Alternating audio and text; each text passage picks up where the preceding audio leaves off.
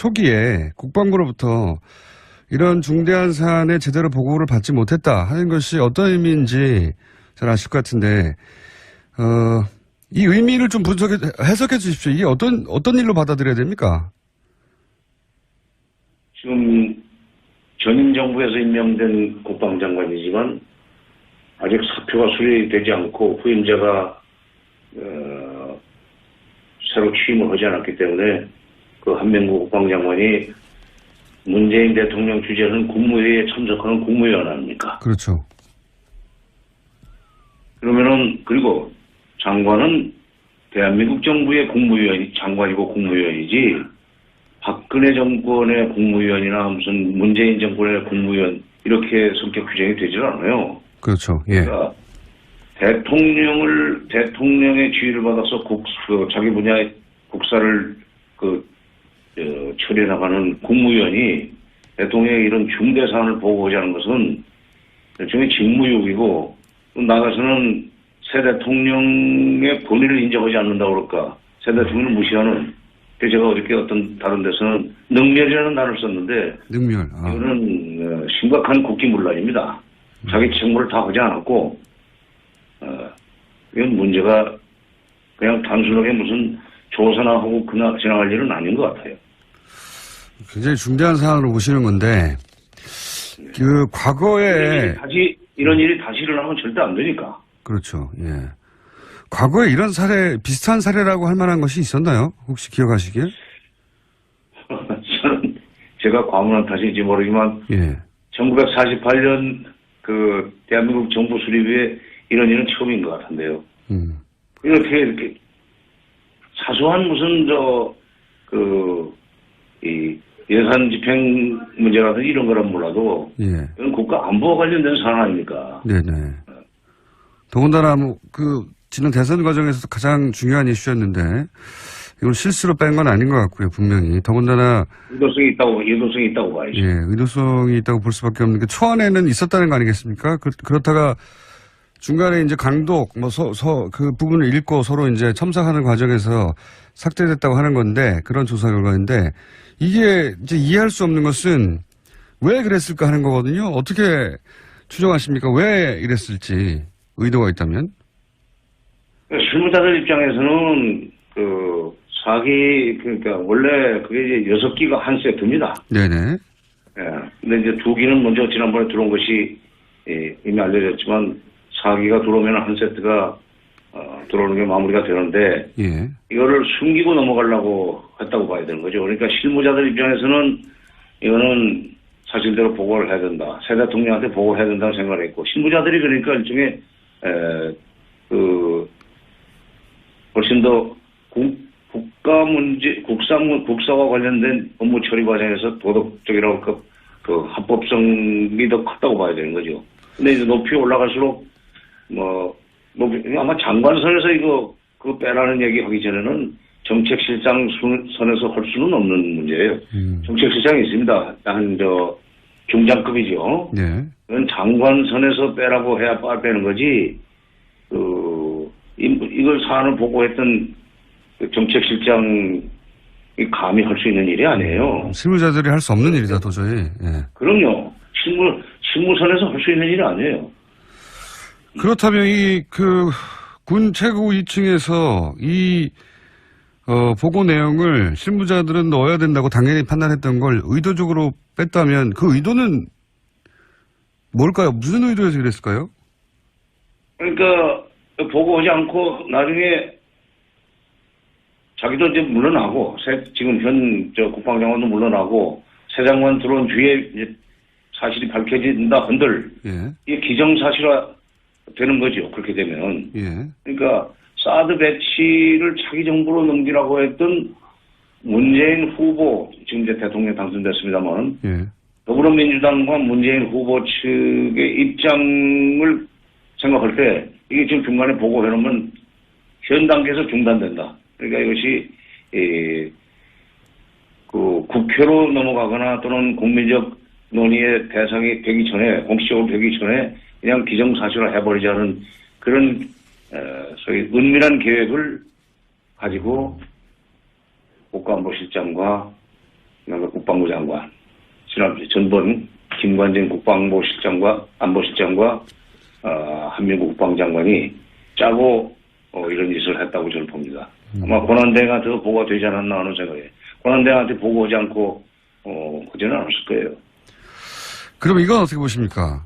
이제 그런 일이 있다는 걸 대충 파악하고 정의용 국가안보실장이 사드 사기가 들어왔다면서요 하고 이제 주무장관인 한민구 장관에게 물었더니 장관이 그런 게 있었습니까? 라고 반문을 했다는데 이렇게 반문하기는 굉장히 어렵지 않습니까? 무슨 일이 있었다고 보시는 겁니까? 이 대화에. 이게 아까 조금 전에 얘기했지만은 기정사실화 시키려고 하다 보니까 예. 시치미를 뗀 거죠. 시치미.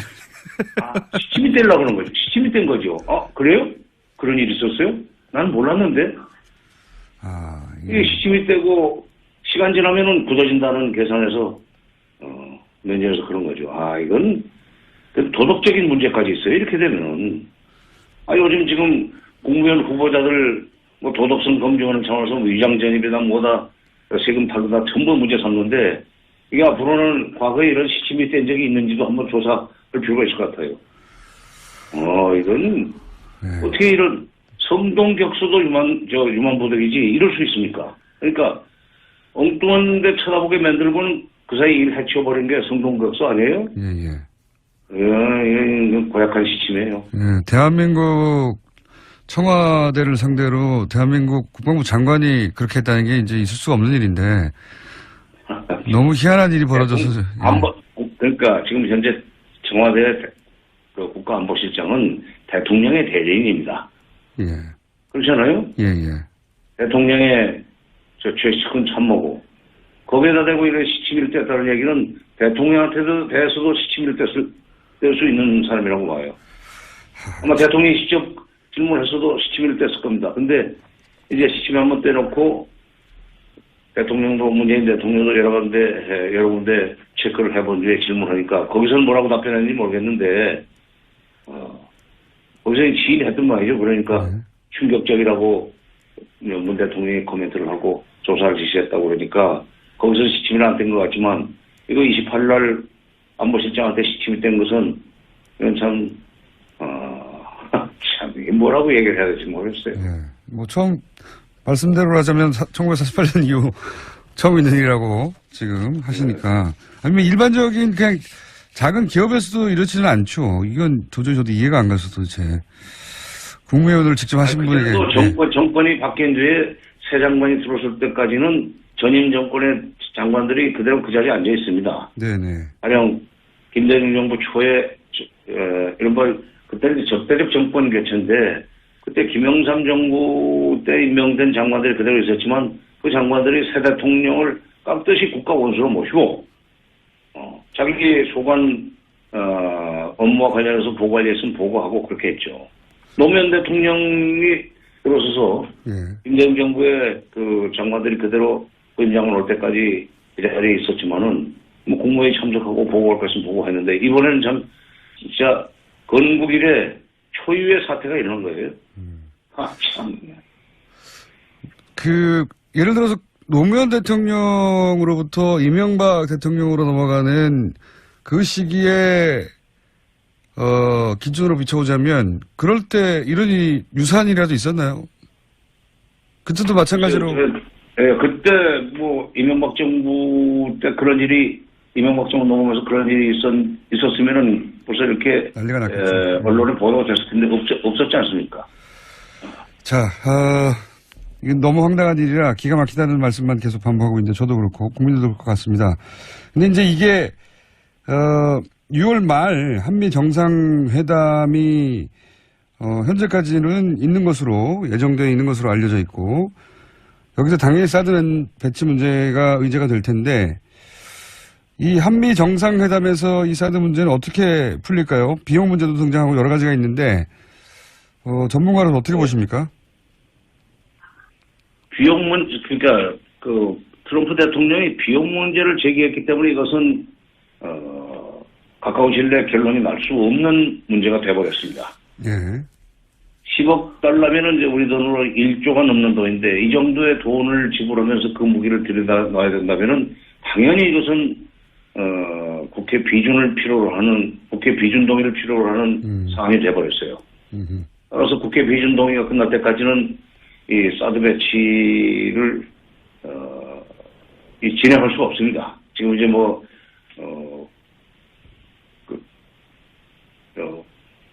여러 가지 기계들을 들여다놨다고 하지만 배치를 계속할 수도 없고 운영은 더더구나 할 수 없고 이렇게 돼 있어서 시간이 걸리는 문제고 정상회담에서 미국에서는 아마 이제 비용 문제 제기하겠지만 비용 문제는 비용 문제대로 협상을 해 나가고 네. 이걸 줄 것이니만 그다음에 그건 비용 문제에 대해서 결론을 내려면은 국회 비준을 받아야 되기 때문에 그때까지 기다려달라고 얘기를 할 수 있죠. 왜냐하면 우리도 이제 국법의 그 헌법과 법 절차에 따라서 여러 가지 국가 안보 문제를 처리해 나가지 않습니까? 미국도 마찬가지고. 그러니까 미국도 법치주의 국가고 민주주의 국가인 만큼 그리고 우리도 그런 만큼 이거는 우리 국내 법적 절차가 끝날 때까지는 기다려달라고 하는 식으로 물러나야죠. 네. 그러니까 걱정 없습니다. 이 일로 무슨 한미 정상회담에서 사드 문제가 논란의 대상이 돼가지고 회담이 잘못된다든가 할 가능성은 저는 없다고 봐요. 그렇군요. 트럼프 대통령이 오히려 우리를 편하게 만들어줬어요. 오히려, 예. 국회 비준 동의 절차를 밟을 수밖에 없도록 만들었으니까. 그렇군요. 그렇게 봐야 되는 거군요. 그러니까, 네. 이 트럼프 대통령이 비용 문제를 제기하면서 거꾸로 국회 비준 동의 필요성이, 확실히 생겼고, 이 과정에서 사드 배치 관련한 주도권을 우리 정부가 가져올 수 있는 계기가 마련됐다. 이렇게 분석할 수도 있겠네요. 그렇죠. 그리고 30일인가 미 국방부가 그동안에 한미 간에는 사드 배치 문제가 아주 투명하게 협의가 되고 진행이 됐다고 발표를 하지 않았어요? 네. 그러니까 일부에서는 이렇게 한미 동맹 차원에서 한 거를 문제 삼아가지고 그 사드 배치를 없었던 일로 만들려고 한다 하는 그 비판 여론이 나왔다고 그러는데 네. 한미 간에 투명하게 진행됐으면 그만큼 국내에서도 국방부와 청와대 사이 또는 한민구 장관과 문재인 대통령 사이에 투명하게 일이 됐어야죠. 한미 간에만 투명하고 국내적으로는 투명하지 않고 얼버무리고 시침이 떼고 성동격선하고 이건 곤란한 일이죠. 이게 보건 누락이 한미 동맹에 영향을 미치지 않겠냐라고 이제 지적도 있는데. 그렇죠. 예. 장관님은 한미 간에는 이루어진 일이라 하더라도 국내에서 보고 내용이 누락된 것은 국내 문제이기 때문에 이건 별개의 문제다 이렇게 봐야 된다는 거죠. 그렇죠. 그러니까 미국에서 만약 이거 투명하게 진행된 문제고 동맹의 문제인데 이걸 왜 국내 정치 문제화하는가에 대해서는 우리가 아까 조금 전에 말씀드린 대로 그 논리로 그쪽을 반박해 줘야 돼요. 이거는 이미 이건 국기문란의 행위가 됐기 때문에 이거는 조사하고 처리할 것은 처리하고 또 국회 비준 동의 절차도 받고 해야 되는 문제가 있으니까 이거 일거에 해결하려고 하지 말고 좀 기다려달라. 알겠습니다. 역설적으로 이제 10억 불 그 트럼프 대통령의 비용 문제 제기라든가 아니면 지금 내부 국기문란 문제가 오히려 우리한테 사드 배치에 관련된 주도권을 쥐고 시간을 가지면서 미국과 중국 사이의 문제를 해결해 나가는 이렇게 좋은 계기가 됐다고 볼 수도 있겠군요. 잘 활용하면. 근데 이제 문재인 정부의 외교안보팀이 이걸 잘 활용을 해야죠. 알겠습니다. 그런 점에서 이제 앞으로 외교부 장관, 국방부 장관 또는 남북 관계에도 영향을 주는 거기 때문에 통일부 장관, 문재인 정부의 외교안보팀, 청와대 국가안보실장 이렇게 해서 국정원까지 포함해가지고 한 5분이 정말 팀워크를 이루어가지고 모든 지혜를 짜내서 대통령을 잘 보필하면은 우리 김총수 말씀하신 대로 이 문제에 관해서 우리가 오히려 주도권을 행사할 수 있는 여지가 큽니다. 알겠습니다. 그런데 이제 이런 일이 벌어지는 과정 중에도 이제 정부 출범 초기부터 북한이 계속 미사일을 쏘고 있습니다. 네. 여기에 대해서 이제 여러 의견들이 분분한데 북한 문제에 관한은 국내 최고 전문가로서 북한은 왜 이렇게 미사일을 문재인 정부 출범 초기부터 쏘고 있는 건지 어떻게 해석하십니까? 문재인 정부 출범에 3번 쐈습니다. 4일, 11일, 14일, 21일, 29일. 예. 3번을 쐈는데, 트럼프 정부 출범 이후에는 지금 9번째예요. 예. 그러니까, 우리한테 3번, 문재인 정부 출범 이후 3번, 트럼프 정부 이후에 9번인데, 그러니까 이번에 쏜 미사일의 여러 가지 재원으로 봐서 무슨 얘기냐면 사거리가 예. 괌이나 하와이까지 도달할 수 있는 정도의 사거리라는 점. 네네. 그다음에 고체 연료를 썼다는 것은 지금 장거리로 간다는 얘기입니다. 예. 액체 연료가 아니고 이동 발사대를 썼다는 얘기는 기습성을 키운다는 얘기입니다. 예. 이것은 남한을 상대로 하려면 300km짜리도 길어요. 그렇죠. 예. 그래서 수도권을 공격한다든지 할 때는 300km도 길어요. 500km도 신의주까지 올라가서 때려도 서울보다 훨씬 남쪽으로. 신의주에서 개성까지가 200km, 개성에서 서울까지 200km니까 신의주까지 끌고 올라가서 쏘아도 서울보다 더 남쪽으로 떨어지는 게 500km인데 이게 지금 3,000km, 4,000km 나가는 미사일, 그다음에 고체 연료, 이동식 발사대, 이건 미국을 겨냥해서 지금 하는 짓이에요. 그리고 북한이 지금까지 9번 미사일을 쏘는 동안에 미국의 대북 정책이 점점점 좀 부드러워졌습니다. 저도 선제 타격도 하겠다고 했는데 최근에 와서는 북핵 문제를 해결하기 위해서 미북 정상회담도 할 수 있다는 얘기를 트럼프 대통령이 직접 했어요. 제가 그 대목이 진짜 궁금해서 제가 여쭤보고 싶은 건데 네. 원래 트럼프 대통령의 대북 강경 메시지가 오히려 이 미사일 쏘는 기간 동안 계속해서 더 유화적으로 변해갔지 않습니까? 정반대로 미사일을 쏘는데 이게 어떻게 된 역학관계인지 그게 궁금합니다. 왜 미국 간의 이 협상이라고 그럴까 대화의 역사를 되돌아보면 예. 북한이 벼랑 끝 전술을 쓰면 쓸수록 미국은 오히려 몸이 달아가지고 북한을 달리려고 하는 그런 이 정책을 취했었습니다. 과거의 전례가. 예. 북핵 문제 94년 북핵 문제 발생 이후에 북한은 그동안에 그런 벼랑 끝 전술을 통해서 미국 간의 직접 협상을 끌어냈던 성공의 추억을 가지고 있어요. 예. 오히려 도발을 더 강하게 할수록 미국이 더 몸이 달아가지고 직접 비공개 접촉을 하자고 제안한다든지 아니면은 이렇게 너무 강경하게 우리가 나간다면은 북한이 더 세게 나갈 거고 그렇게 되면은 미국의 이 국제 정치적 위상이 떨어진다 이렇게 계산하고 다가오려고 북한은 계산하고 있는 거죠.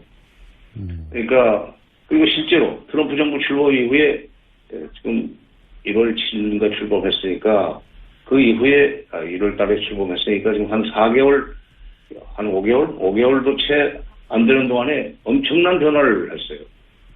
정상회담을 김정은과 트럼프가 직접 만나겠다는 얘기까지 했으니까. 그렇죠. 예. 지금 북한은 남쪽의 문재인 정부를 상대로 해서 떠보기 무슨 기싸움 이런 것을 하는 것이 아니고 이런 미사일 발사를 계속 할수록 그리고 거리가 늘어날수록 그다음에 기술적으로 진보가 이루어졌다는 것이 객관적으로 확인되면 확인될수록 미국 간의 협상 시간은 가까워진다. 그 시간을 앞당기기 위해서도 도발을 앞으로 더 자주 할 겁니다. 그렇군요. 그러니까 북한 입장에서는 북미회담의 의지가 미국에 있는 것으로 보고 의지가 있다고 보고 그렇다면은 우리 미사일의 성능이 이렇게 점점 좋아지고 있으니까 우리 존재를 무시하지 말고 빨리빨리 하자. 그렇죠. 예, 그런 메시지라는 거죠. 예, 미국에 보내는. 그렇죠. 그러니까 미사일 거리가 늘어나도 미국이 몸달아가고 지난번에 2006년에 핵실험 하자마자 바로 북한을 제3국으로 불러냈거든요. 비밀리에. 그래서 왜 이러냐 진짜. 이거 진짜 이런 식으로 하면은 앞으로 미국 관계는 존나 없다. 그래서 이제 해달라는 거 해줄 테니 일단 협상부터 시작하자. 그래서 대충 원계를 짜가지고 그 이듬해 2월 13일 날 베이징에서 육자들이 만나가지고 이른바 육자회담 2.13 합의라는 걸 만들어냈는데 북한은 그러니까 선미복대와 나머지 육자가 됐건 사자가 됐건 또는 남한도 넣어주는 것도 가능하다는 그런 식의 계산을 하고 있죠. 우리 정부 또는 문재인 정부를 상대로 해서 남한을 상대로 해서 쏘는 거라고 보는 것은 착각이에요. 그렇군요. 그러니까 북한이 오랫동안 미국이 원해왔던 건 사실 좀 단순하죠. 미국이 북한을 멸망시키려고 하지 말고 우리 존재를 인정해달라. 그러기 위해서 평화협정 맺고 뭐 이런 거 아니겠습니까? 우리 인정해달라고. 그렇죠. 그러니까 9번 싸운 동안에 미국이 어디까지 얘기했냐면 선제 타격은 물론 안 하고 김정은 체제 붕괴까지도 우리는 안 하겠다. 안 시키겠다라는 얘기를 하게 만들지 않았어요. 그러니까 그러면 선제 타격 안 하고 김정은 체제 붕괴를 지도하지 않겠다. 그리고 북핵 문제를 풀기 위해서라면은 트럼프가 김정은과도 만날 수 있다는 얘기까지 끌어냈으니 그 시간을 앞당기기 위해서 이제 우리는 맘 놓고 미국으로부터 군사적 공격을 받지 않고 협상으로 갈 수 있고 협상을 통해서 평화협정 같은 것을 받아낼 수 있다고 지금 아마 속으로는 쾌재를 부르고 있을 겁니다. 그럼 북한 입장에서 보자면 쾌재를 부르고 그리고 이제 북미 회담이 뭐 성사될 수도 있고 뭐 트럼프도 이제 뭐 이건 저희 순전히 개인적인 추정입니다만 트럼프 입장에서도 오바마도 못했던 북한 문제를 해결하면 본인이 아무래도 노벨상도 받을 수 있고 뭐 이런 생각도 혼자 할 수 있을 것 같은데 제가 궁금한 건 이렇게 북미 회담을 우리 빼고 이렇게 해버리면 우리는 그럼 어떻게 해야 되는 겁니까? 이제 이른바 코리아 패싱 옛날 용어로 쓴다면 통미봉남인데 요즘은 영어로 돼요. 코리아 패싱이라고 한국 제끼고 하는 거. 우리는 그렇다고 북핵 문제라든지 또는 미사일 문제를 가지고 직접 우리가 북한과 협상을 하겠다고 나설 수 있는 그런 상황은 아닙니다. 어차피 저것은 국제적인 문제가 돼 있고 타자가 풀어야 될 문제이기 때문에 남북 간에는 통미봉남이나 코리아 패싱을 면하기 위해서 북한과 대화가 될 수 있고 협력이 될 수 있는 영역에서 남북관계를 열어나가야 돼요. 예를 들면 민간 차원의 교류 협력을 활성화하거나 또는 북한에게 실질적으로 도움이 될 수 있는 경제협력 같은 거 이걸 이슈로 해가지고 당국간 회담을 여는 당국간 회담의 이 당국 접촉과 대화를 열어나가는 그런 식으로 한다면은 미국 간에는 그 문제를 핵과 미사일 문제를 주로 하는 양자 회담을 하겠지만 남북 간에는 이 경제라든가 사회문화 교류 협력을 주로 하는 접촉과 대화를 통해서 그 미국 접촉 또는 육자 회담에 영향을 미칠 수 있는 우리의 레버리지가 생길 수 있습니다. 그렇게 되면 결국 우리는 코리아 패싱이나 통미봉남을 비껴가고 그리고 막상 육자 회담이 열리게 되면은 오히려 거기서 우리가 이 조정자 역할을 할 수 있는 여지가 커진다고 봐요. 과거에 남북 관계가 좋을 때, 남북 간의 관계가 긴밀해지고 교류협력이 활성화됐을 때 육자 회담에서 북핵 문제 해결의 로드맵이라고 하는 9.19 공동성명을 만들어내지 않았습니까? 그건 남북 관계가 그렇게 활성화되지 않았으면 나올 수 없는 합의서였어요. 이게 직접 그러니까 미북 대화에 우리가 빠진다고 걱정할 건 없고 잠시 우리는 딴 데서 남북 관계를 발전시켜 나가다가 이제 북핵 문제나 미사일 문제를 본격적으로 협의하는 육자회담이 열리면 그때는 우리가 발언권을 행사할 수 있을 겁니다. 알겠습니다. 오늘 말씀 여기까지 듣고요. 한미 정상회담 또 가까워지면 연결 한번 더 하겠습니다. 오늘 말씀 감사합니다. 예. 그럼요. 실무선에서 할 수 있는 일이 아니에요.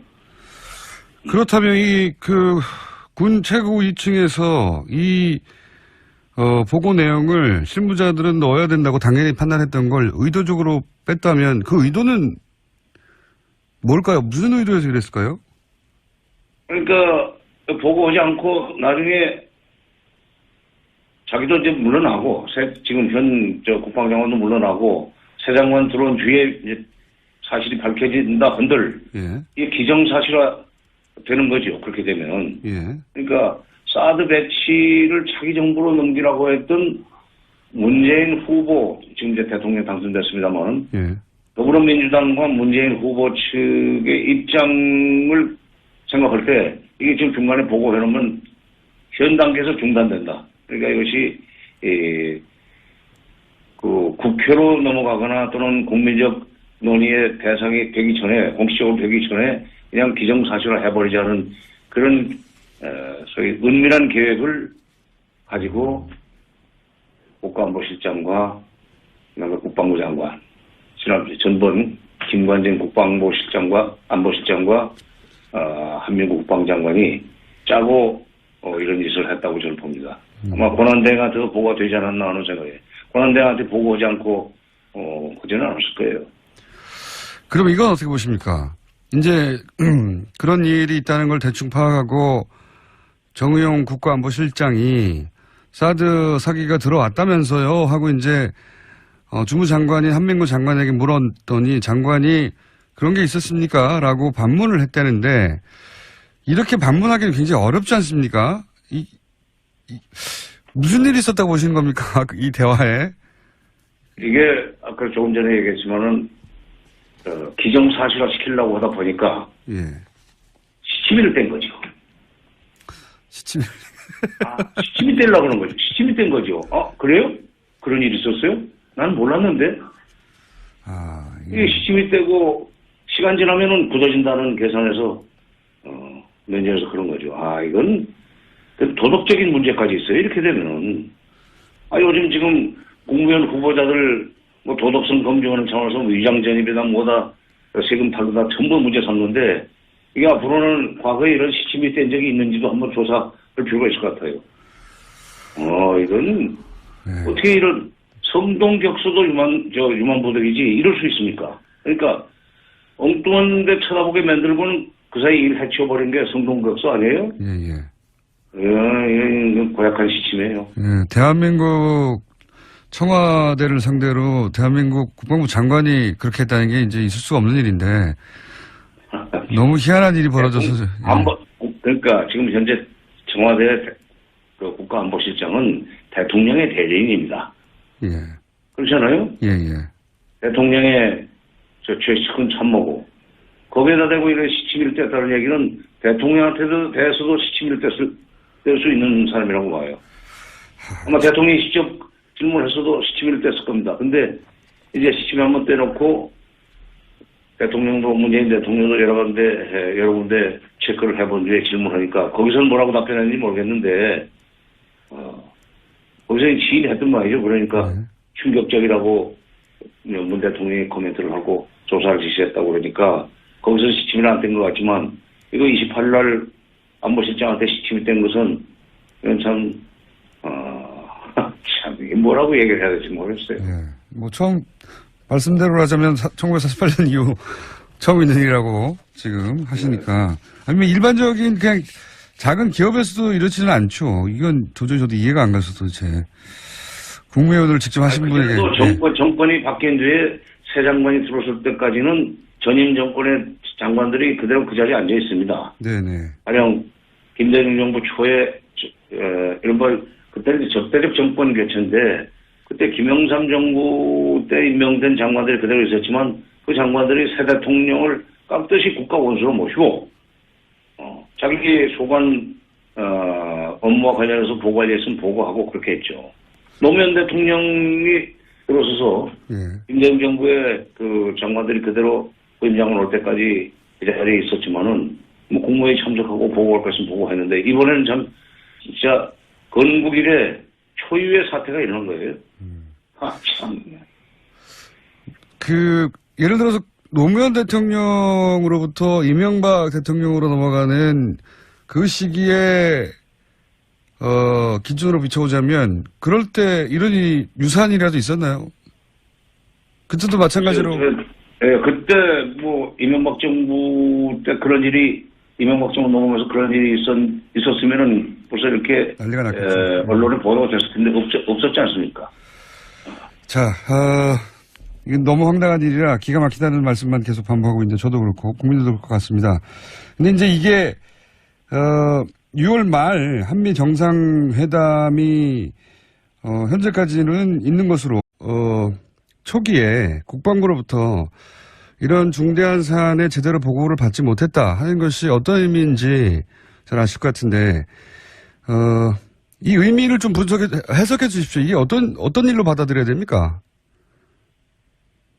지금 전임 정부에서 임명된 국방장관이지만 아직 사표가 수리되지 않고 후임자가 새로 취임을 하지 않았기 때문에 그 한명구 국방장관이 문재인 대통령 주재하는 국무회의에 참석하는 국무위원 아닙니까? 그렇죠. 그러면은 그리고 장관은 대한민국 정부의 장관이고 국무위원이지 박근혜 정권의 국무위원이나 무슨 문재인 정권의 국무위원 이렇게 성격 규정이 되질 않아요. 그렇죠. 예. 그러니까 대통령의 지휘를 받아서 자기 분야의 국사를 처리해 나가는 국무위원이 대통령의 이런 중대 사안을 보고하자는 것은 일종의 직무유기고 나가서는 새 대통령의 본의를 인정하지 않는다고 그럴까? 새 대통령을 무시하는. 제가 어저께 어떤 다른 데서는 능멸이라는 단어를 썼는데 능멸. 이거는 심각한 국기문란입니다. 자기 책무를 다 하지 않았고 이건 문제가 그냥 단순하게 무슨 조사나 하고 지나갈 일은 아닌 것 같아요. 굉장히 중대한 사안으로 보시는 건데 과거에 이런 일이 다시 일어나면 절대 안 되니까. 그렇죠. 예. 과거에 이런 비슷한 사례라고 할 만한 것이 있었나요? 혹시 기억하시기에? 저는 제가 과문한 탓인지 모르지만 예. 1948년 대한민국 정부 수립에 이런 일은 처음인 것 같은데요. 이렇게 사소한 무슨 이 예산 집행 문제라든지 이런 거란 몰라도 예. 이건 국가 안보와 관련된 사안 아닙니까? 네네. 더군다나 지난 대선 과정에서도 가장 중요한 이슈였는데 이걸 실수로 뺀 건 아닌 것 같고요, 분명히. 더군다나 의도성이 있다고 봐야죠. 예, 의도성이 있다고 볼 수밖에 없는 게 초안에는 있었다는 거 아니겠습니까? 그렇다가 중간에 이제 강독 그 부분을 읽고 서로 이제 첨삭하는 과정에서 삭제됐다고 하는 건데 그런 조사 결과인데 이게 이제 이해할 수 없는 것은 왜 그랬을까 하는 거거든요. 어떻게 추정하십니까? 왜 이랬을지 의도가 있다면? 실무자들 입장에서는 그러니까 원래 그게 이제 6기가 한 세트입니다. 네네. 예. 근데 이제 2기는 먼저 지난번에 들어온 것이 이미 알려졌지만 4기가 들어오면 한 세트가 들어오는 게 마무리가 되는데 예. 이거를 숨기고 넘어가려고 했다고 봐야 되는 거죠. 그러니까 실무자들 입장에서는 이거는 사실대로 보고를 해야 된다. 새 대통령한테 보고를 해야 된다고 생각을 했고 실무자들이 그러니까 일종의 훨씬 더 국가 문제, 국사와 관련된 업무 처리 과정에서 도덕적이라고 합법성이 더 컸다고 봐야 되는 거죠. 근데 이제 높이 올라갈수록 아마 장관선에서 그거 빼라는 얘기 하기 전에는 정책실장 선에서 할 수는 없는 문제예요. 정책실장이 있습니다. 중장급이죠. 네. 그건 장관선에서 빼라고 해야 빼는 거지. 이걸 사안을 보고했던 정책실장이 감히 할 수 있는 일이 아니에요. 실무자들이 할 수 없는 일이다, 도저히.